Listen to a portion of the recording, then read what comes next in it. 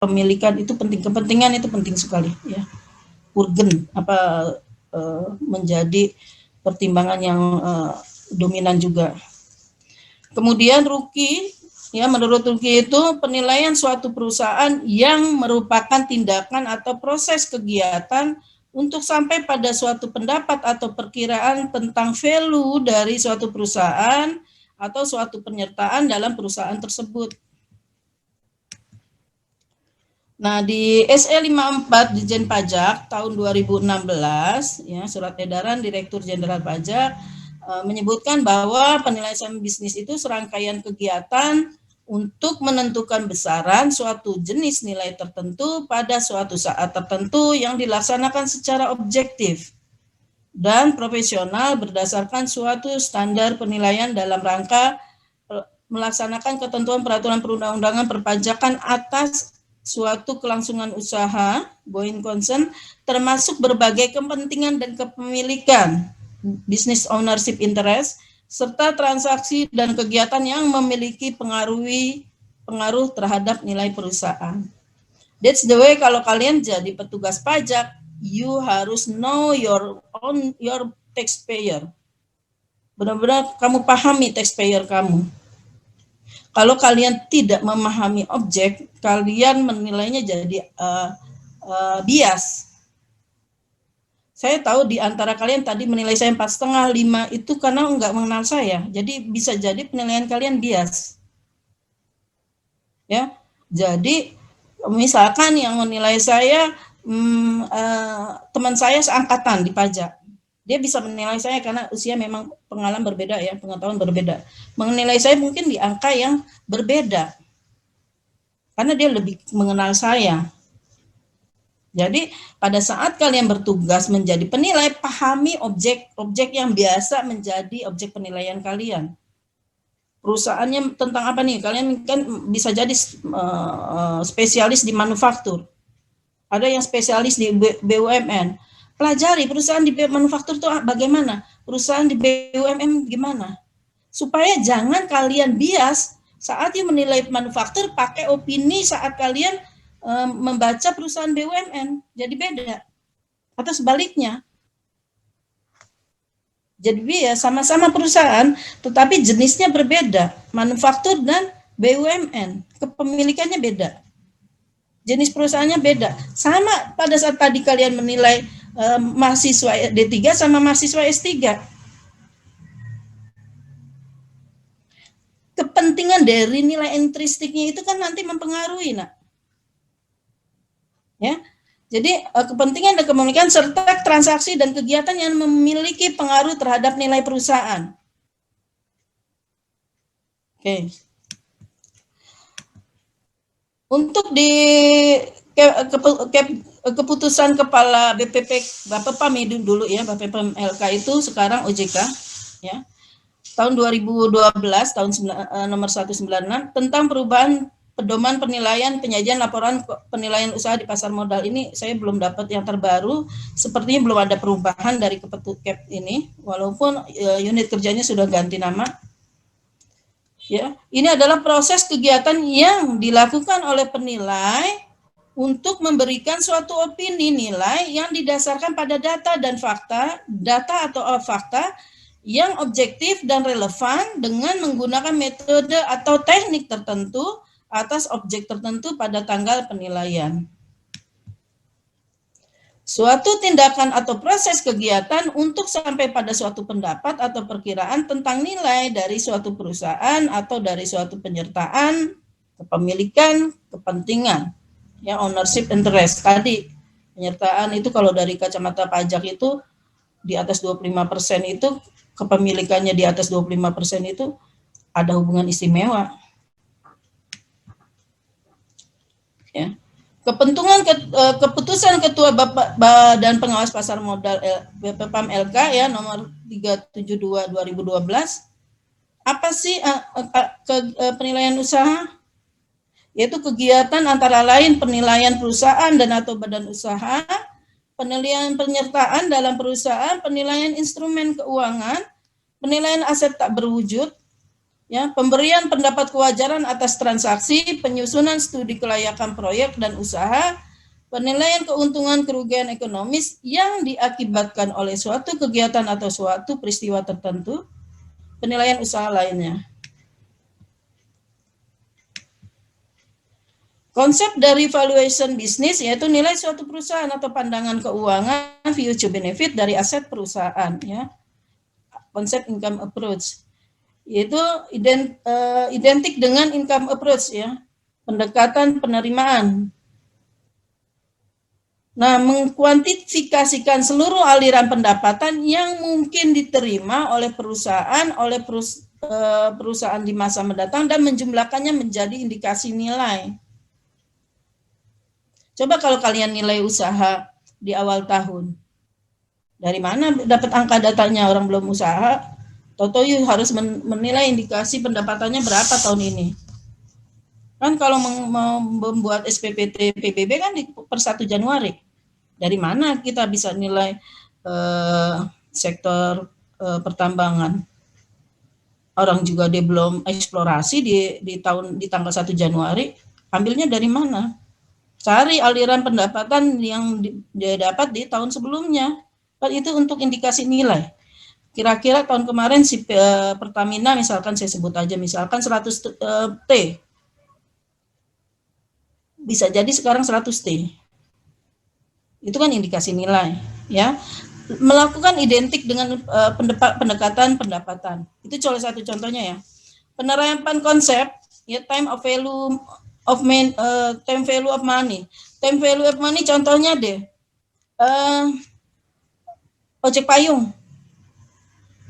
Berapa nilainya si payung itu saat di musim hujan sama musim panas?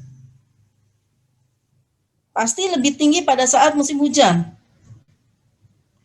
Si harga payung itu time value of money. Bisnis orang saat bisnis ojek payung di saat musim hujan sama musim panas, bisnisnya lebih value-nya lebih mana, tinggi mana?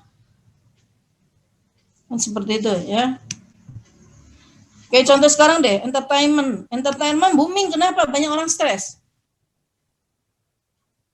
ya. Value-nya beda, value bisnis dari entertainment sekarang lebih luar biasa.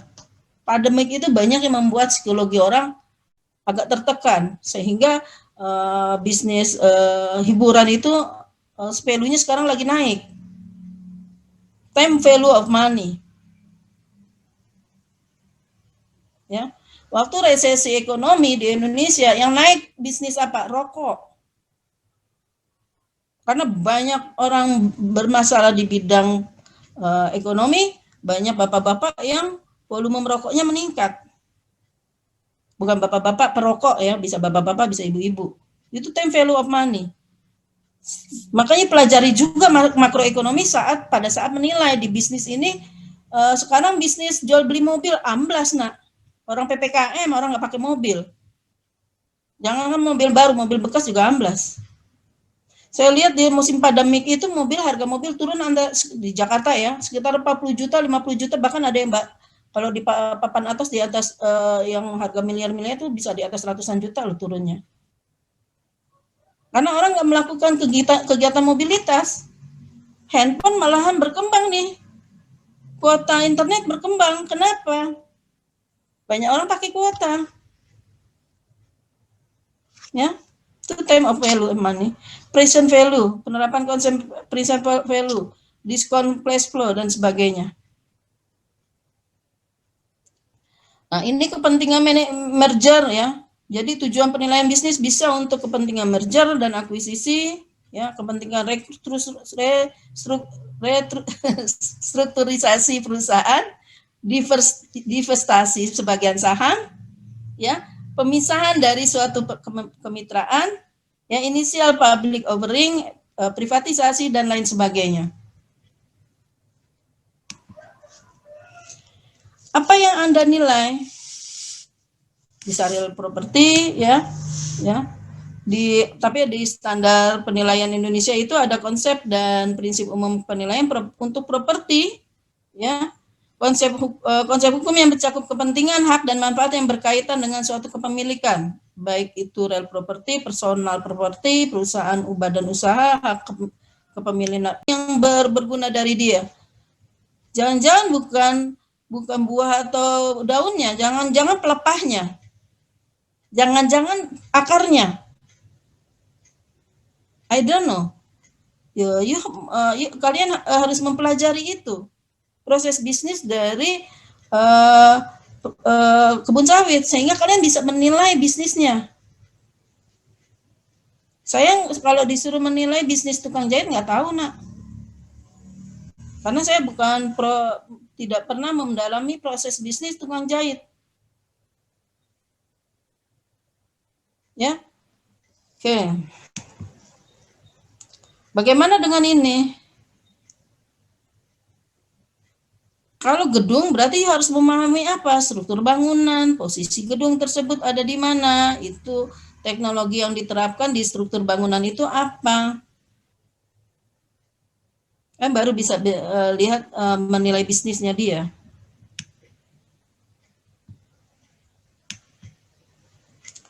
Nah itu ya, objek penilaian apa? Neraca akuntansi ya bisa ya nanti you lihat aktiva tetapnya bagaimana ya. Untuk apa lihat aktiva tetap? Bisa jadilah dalam proses penilaian properti. Kalau di penilaian bisnis apa yang dilihat? Lihat dulu kewajiban jangka panjangnya apa, ekuitasnya bagaimana, aktiva terwujudnya berapa.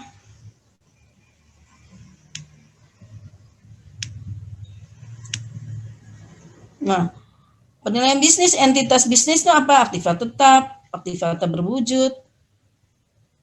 Terus apalagi kewajiban jangka panjang, ekuitas. Kalian kan belajar akuntansi ya. Di sini akuntansinya nilainya keren-keren ya. Kelas 57. Oh, diam semua. Udah dapat akuntansi belum? Cuma pengantar 2 kali, Bu. Pengantar 2 kali lagi. Diantarin kemana kamu akuntansi? Belajar banyak ya. Mudah-mudahan cukup untuk mengantarkan kalian memahami sebuah nilai bisnis suatu perusahaan. Oke, nilai dalam penilaian usaha bisa nilai perusahaan ya, atau firm atau corporate atau enterprise value, apalah namanya ya. Yaitu nilai dari kapital atau invested capital atau struktur kapital ya, kapital struktur ya. Atau kalau bahasa Inggris apa sih bacanya nih? Capital structure. Ya, nilai seluruh aktiva dikurangi kewajiban yang tidak termasuk dalam struktur kapital. Bisa juga dalam penilaian usaha dilihat nilai ekuitasnya, yaitu nilai seluruh aktiva dikurangi dengan nilai seluruh kewajiban. Nilai dari ATB, aset tak berwujud, aktiva tak berwujud. Ya, dinilai itu seluruh aktiva tak berwujudnya.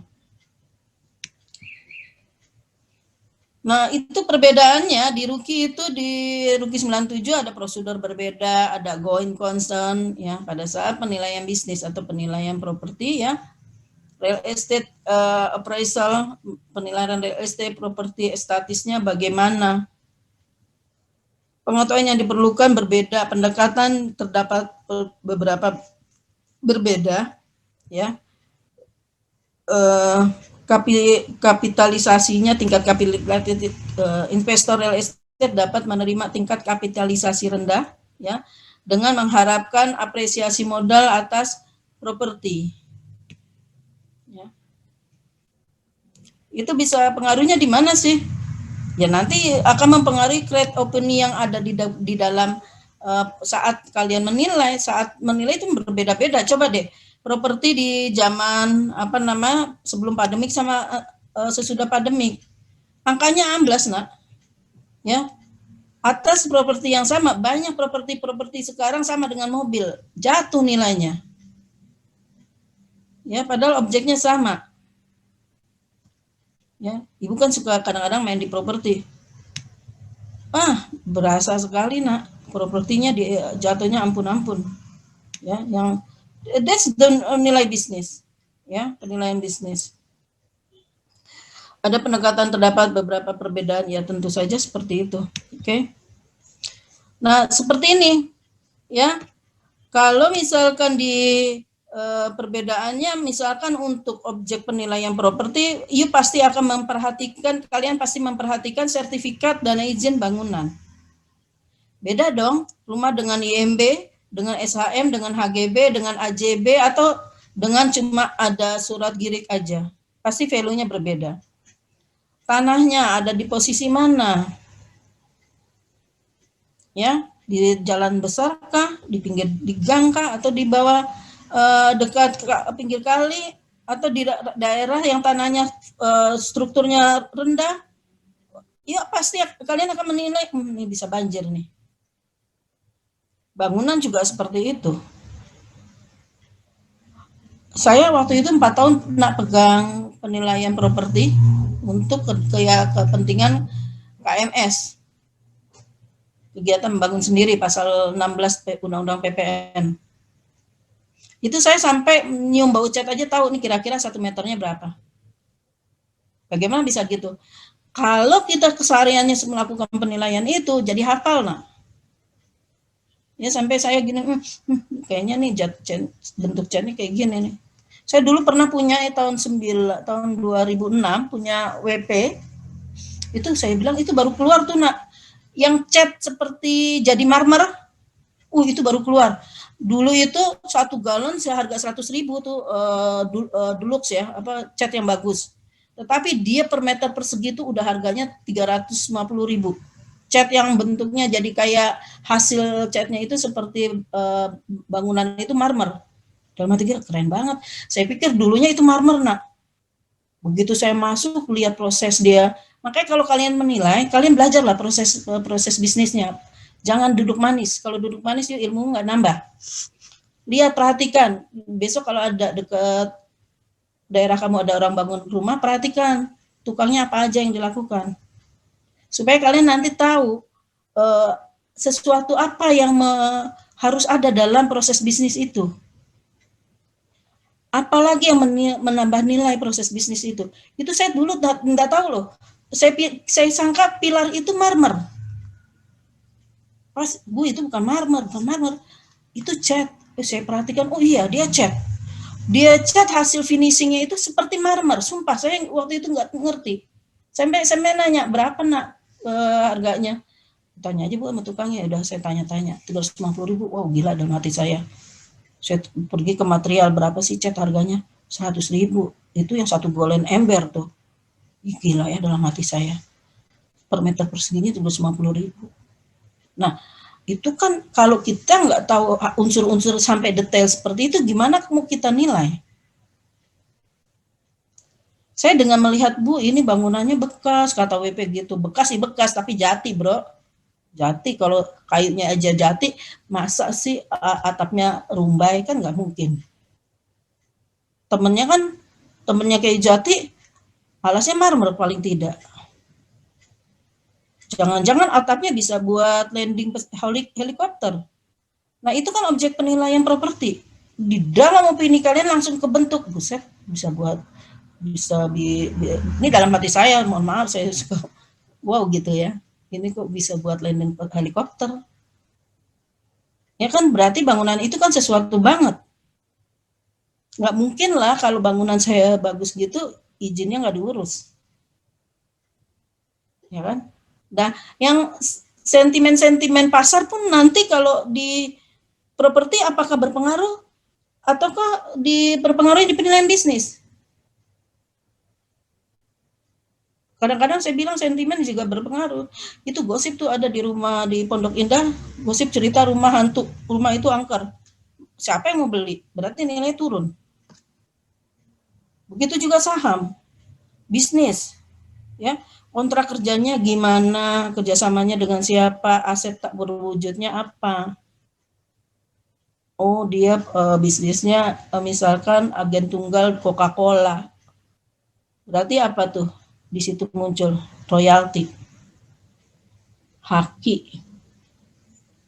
Ya, syarat dan kondisi pembatasnya apa? Ya, seperti itu.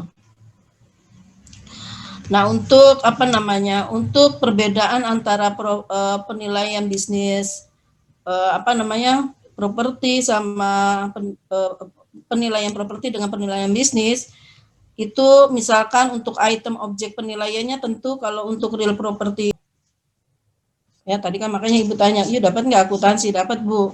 Ya, udah kenal dong arus kas. Ya, itu untuk melihat real property dari sisi item, diskonto, dan kapitalisasi. Bagaimana dengan bisnis? Bisnis itu WACC, penilaian bisnis itu bisa juga item diskonto dan kapitalisasinya dilihat dari biaya modal rata-rata tertimbang, weighted average cost of capital. Ya, bagi perusahaan menghitung biaya modal rata-rata tertimbang itu salah satu langkah untuk menghitung struktur modal yang optimal. Ya, itu juga berguna untuk mengukur biaya pendanaan proyek-proyek masa depan. Ya, modalnya gimana? Bisa nggak dia di masa depan mendanani proyek? Kan lagi menilai bisnis nih. Ya. Tentu saja perusahaan akan menggunakan biaya modal yang lebih murah untuk mendanai proyek baru. Kemudian apalagi? Ya, dari proyeksi NOI kalau real property. NOI itu apa? Net operating income. Penghitungan yang digunakan untuk menganalisa keuntungan investasi real estate. Ya, NOI juga sama dengan pendapatan dari properti dikurangi semua biaya operasional. NOI itu angka sebelum pajak yang muncul pada laporan laba rugi dan laporan arus kas properti. Ya, kecuali pembayaran pokok, bunga atas pinjaman, pengeluaran modal, penyusutan, amortisasi. Sama dengan EBIT lah, istilah EBIT di akuntansi. Earning before interest and taxes. Jadi laba sebelum bunga dan pajak. Ya. Pendapatan operating bersih, lihat dari mana sih pendapatan real estate dikurang biaya operasional. Kalau penilaian bisnis apa? Bisa yang sebanding, serupa, kalau untuk proyeksi bisa dengan free cash flow. Ya, proyeksi arus kas bebas apa? Salah satu alat ukur pertumbuhan, kinerja keuangan, dan kesehatan perusahaan. Biasanya kalau mewakili kas itu kas yang tersisa dari aktivitas operasional bisnis yang dapat digunakan untuk pembayaran dividen, ekspansi, atau perluasan utang. Kan bisa dilihat penilaian bisnis dari situ. Semakin banyak nilai FCF-nya yang dicetak perusahaan, maka itu semakin baik. Ya, jadi FCF itu bisa menjadi indikator yang sangat berguna untuk melihat profitabilitas dari bisnis tersebut. Ya, bisa dengan istilah kalau FCF itu laba setelah pajak. Ya, seperti itu. Itu dari proyeksi. Kalau item kesebandingan, kalau real property itu sebanding, kalau penilaian bisnis itu sebanding atau serupa. Kalau dari item penyesuaian data dari data pembanding ke objek penilaian, kalau penilaian bisnis dari objek penilaian ke data pasar. Itu perbedaannya. Terus untuk untuk pemanfaatan,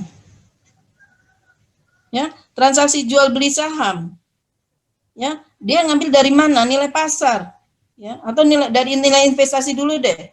Dari nilai investasi untuk apa? Produktivitas dan standar investasi. Nilai pasarnya seperti apa? Lihat dari transaksi jual beli saham atau entitas. Berapa nilai wajarnya? Kewajaran dari transaksi saham itu bagaimana? Nilai pasarnya wajar nggak pada saat di IPO tuh?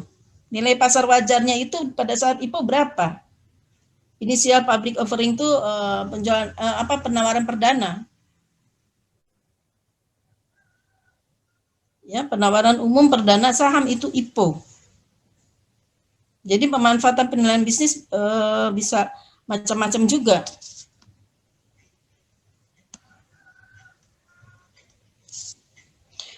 Penggunaan umum penilaian bisnis apa? Pada saat perusahaan memerger atau akuisisi.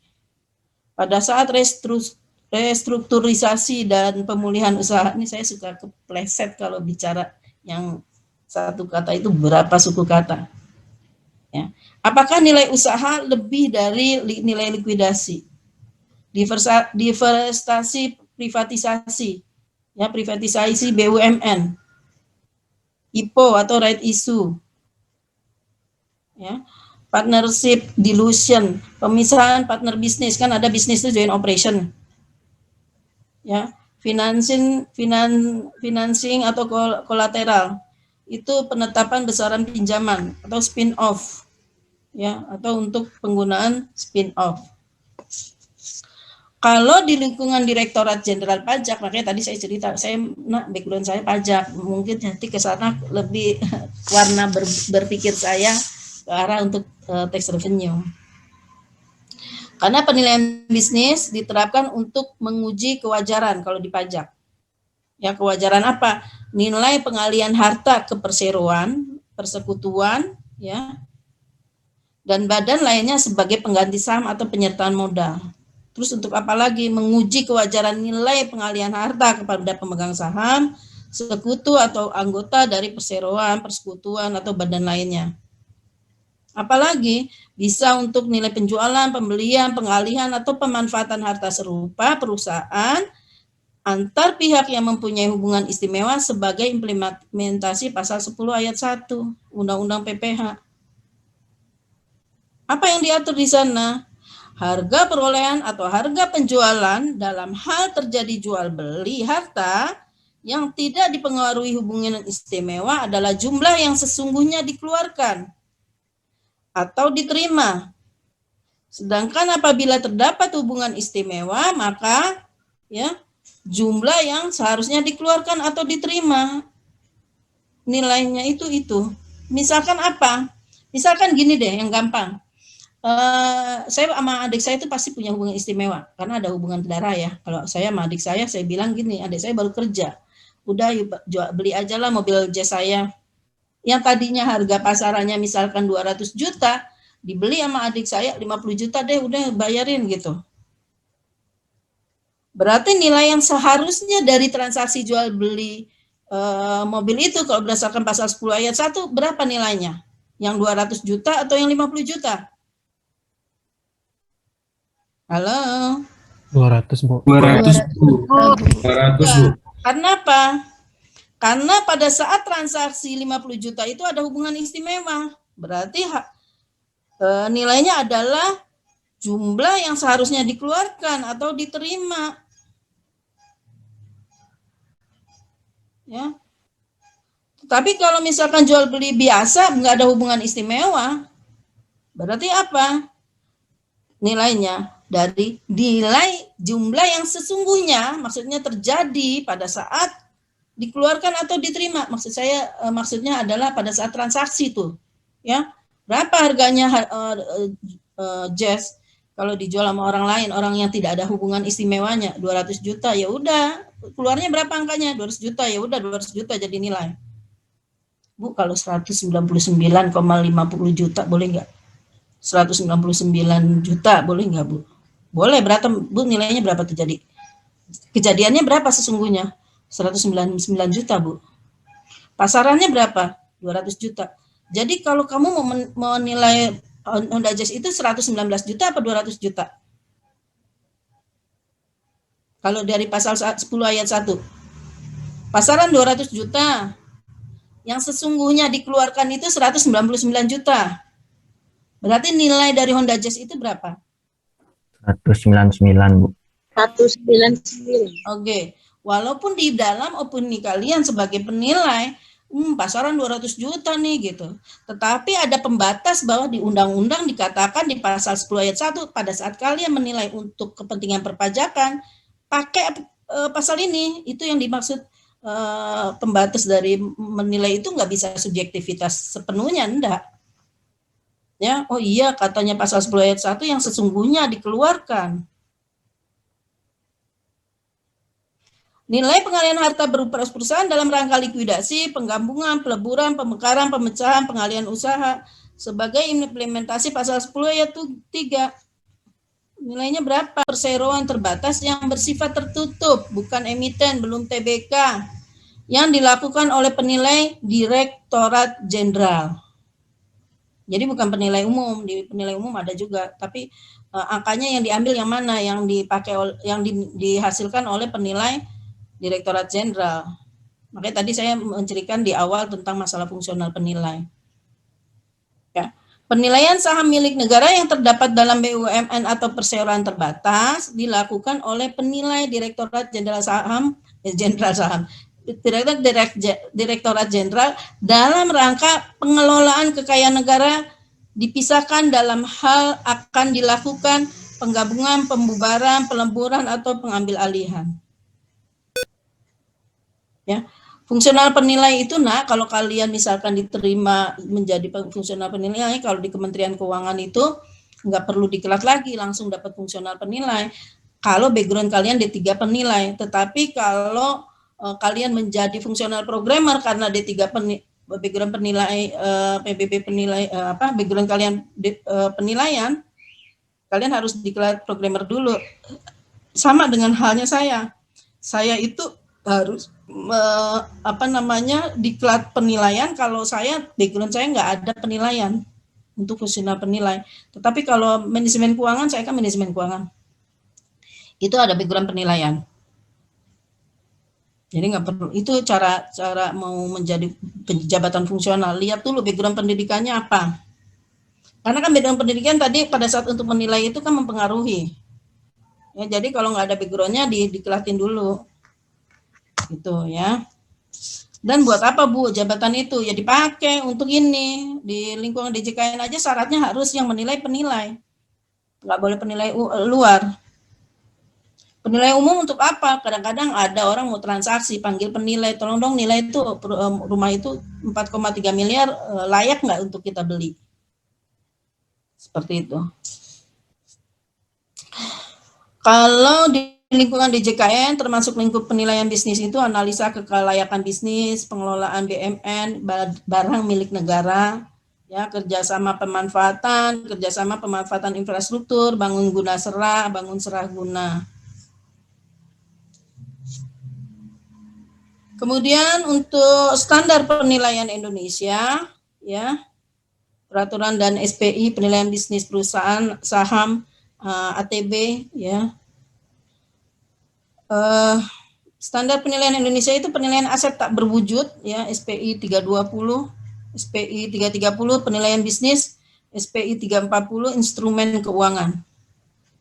Keputusan Ketua Bapepam LK, ya, nomor 196 tahun 2012, pedoman penilaian penyajian laporan penilaian usaha di pasar modal.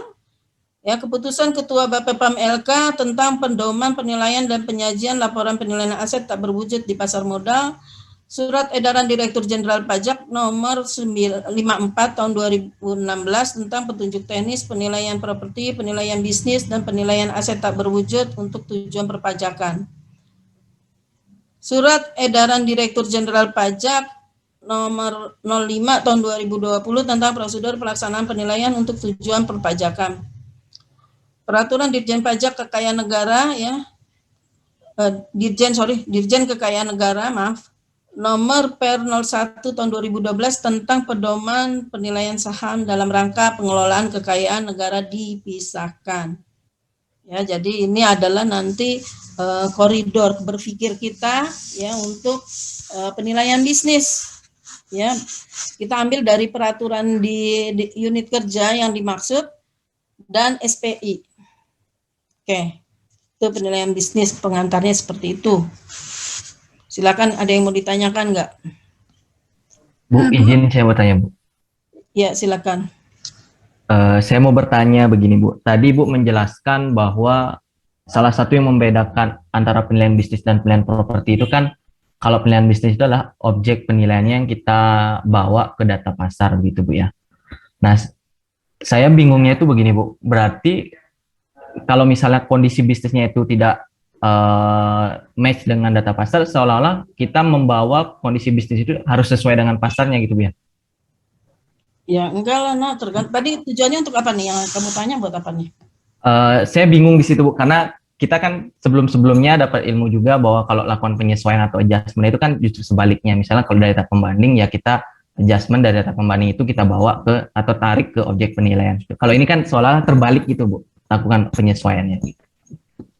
Ya enggak juga lah, enggak. Nanti kamu coba aja metode yang dipakai apa, terus aturan saat melakukan penilaiannya bagaimana. Ya itu kan hanya dari global aja, ya global belum masuk ke teknis menilainya seperti apa. Oke, ada lagi silakan. Bu, sebelumnya waktunya izin mengingatkan untuk print absensi. Iya, makasih. Ya silakan sambil kalian nanya, saya urus portal kalian ya. Makasih ya Tias. Iya, saya belum submit. Tenang aja kalau masalah kehadiran, kita sama-sama punya kepentingan yang sama ya. Kalau kalian untuk masalah DO atau tidak DO, kalau saya kan masalah apa namanya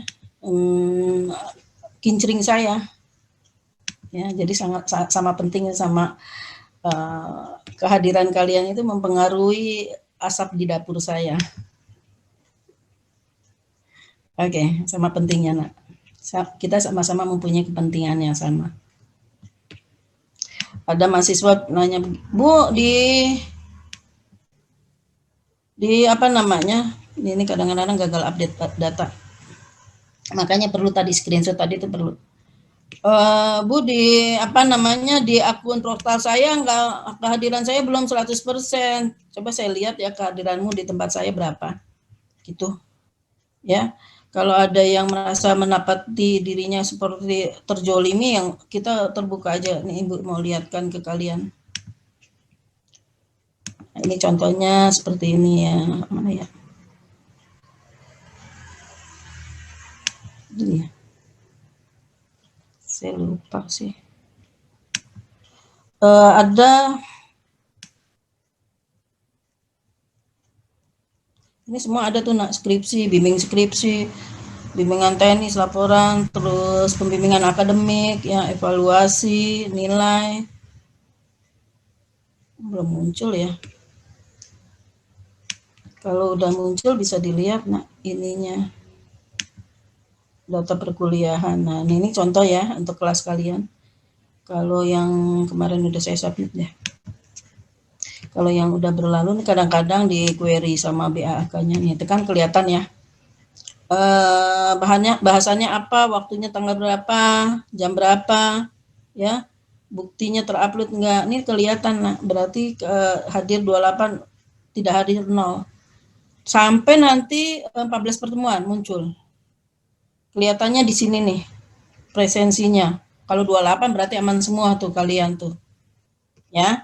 Jadi jangan, Bu saya kok di tempat saya nggak muncul ya, di tempat kamu, di tempat saya udah muncul, jadi udah aman ya.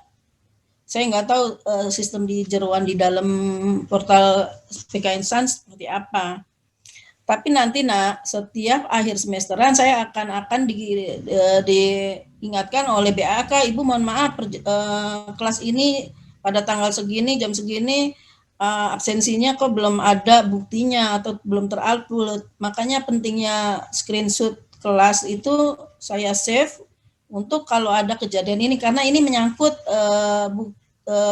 batasan kalian bisa terus lanjut kuliah atau tidak. Ya. Dan itu penting. Pasti kalau yang penting Ibu melakukan dokumentasi pribadi juga. Walaupun di portal udah ada, saya selalu bikin dokumentasi seperti ini, Nak. Ya, untuk kelas kalian saya juga nggak mau anak mahasiswa saya bermasalah karena masalah yang sederhana ini, jangan sampai bermasalah nak, itu sayang ya, karena kan effortnya cuma kalian hadir di kelas. Bentar ya, saya kasih contoh mana ya, ini supaya kita fair aja biar kalian tahu. Saya taruh di sini nak ya. Di dokumen saya ada mata kuliah penilaian bisnis banyak ya, PBB, tatap muka, segala macam jumlah. Ya. Nah, ini bukti absensinya. Ya, saya selalu bikin shape dalam bentuk PowerPoint maupun JPEG. Ya, untuk nanti kalau yang ini nih, yang penting di sini nih, nak, mematchingkan di